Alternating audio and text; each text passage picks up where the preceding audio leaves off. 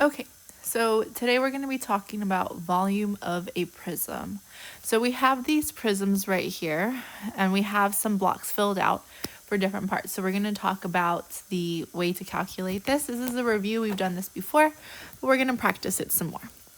So we have our first prism, and the first thing we notice is that this bottom layer is always our base. We watched that video when we first did this lesson where they were pouring concrete to make the house, right? That was the first thing, is that we have to build that full bottom layer first, and then we're able to start putting more layers on top of it, the walls and the roof and all that other stuff.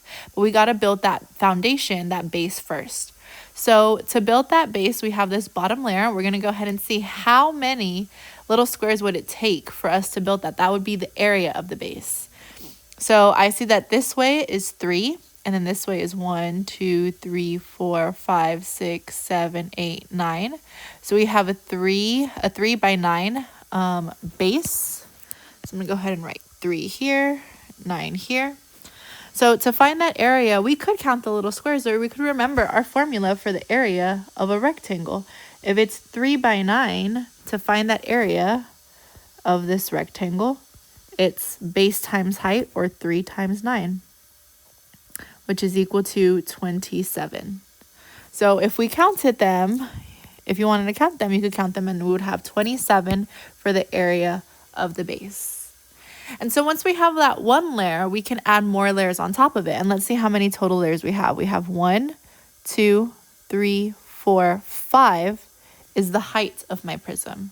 So I have 5 layers of 27 each. So we're going to do this area of the base, 27, times the height, 5. Because I'm going to have 5 layers. Make sure you include the first one, because that's also made out of 27 little cubes. So we're going to do 27 times 5. Work it out. You can work it out on the back or on the side. I'm going to work it out here. 5 times 7 is 35. So 5 carry the 3. 5 times 2 is 10 plus the 3 is 13.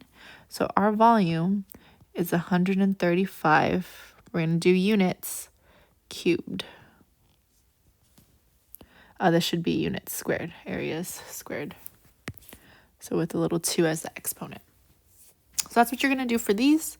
You have the rest of class to work on this. Make sure that you put your name on it when you turn it in so you can get more Class Dojo points. Good luck.